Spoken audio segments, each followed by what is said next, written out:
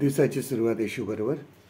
आपण रस्त्यावरून चालत असताना अनेक आपण गाड्या बघतो आणि काही ना काहीतरी त्या गाड्यांवर चिन्ह लिहिलेलं असतं. समजा जर ड्रायव्हर नवीन असेल किंवा नुकताच शिकलेला असेल तर एलची पाटी असते किंवा एल लिहिलेलं असतं. एखादा ड्रायव्हर जर अपंग असेल तर ते चिन्ह त्या गाडीवर असतं. जर आपण पुढे जात असताना जर समोर स्पीड ब्रेकर असेल तर त्याच्या अगोदरच एखादा मोठा बोर्ड लावलेला असतो की पुढे स्पीड ब्रेकर आहे तर सावकाश गाड्या चालवा, किंवा ते स्पीड ब्रेकरचं चिन्ह लावलेलं असतं. ह्या सगळ्या सूचना ह्याच्यासाठी दिलेल्या असतात की आपण धोक्यापासून वाचावं, आपला अपघात होऊ नये. आपल्याला सुद्धा देव असा काहीतरी सूचना देतो. देवाने आपल्याला काहीतरी आज्ञासुद्धा दिलेल्या आहेत की आपण धोक्यापासून म्हणजेच आपण पापापासून वाचण्यासाठी. इस्रायल लोकांनी बऱ्याच वेळेस पाप केलं.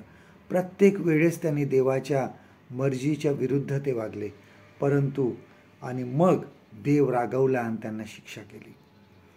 आपण बघतो की करिन्थकरास पहिले पत्र ह्याचा 10वा अध्याय जर संपूर्ण आपण वाचला तर त्यामध्ये पावलाने ह्या बाबतीत लिहिलेलं आहे की इस्रायल लोकांनी कशा प्रकारे पाप केलं, कशा प्रकारे त्यांनी देवाच्या इच्छेच्या विरुद्ध ते वागले आणि देवाने त्यांना शिक्षा केली.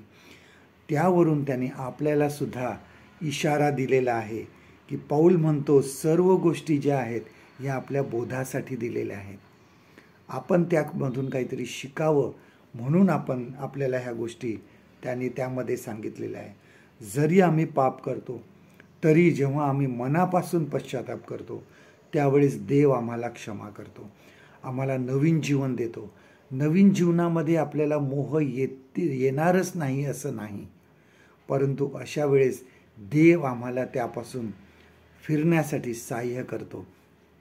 त्याच्या समोर त्याचा सामना करण्यासाठी तो आम्हाला मदत करतो, त्यापासून आम्हाला तो वाचवतो. आपली ही जबाबदारी आहे की समोरचा धोका ओळखायचा आहे आणि स्वतःला त्यापासून सांभाळायचं आहे. आजचं देवाचं वचन आपल्यासाठी हे आहे.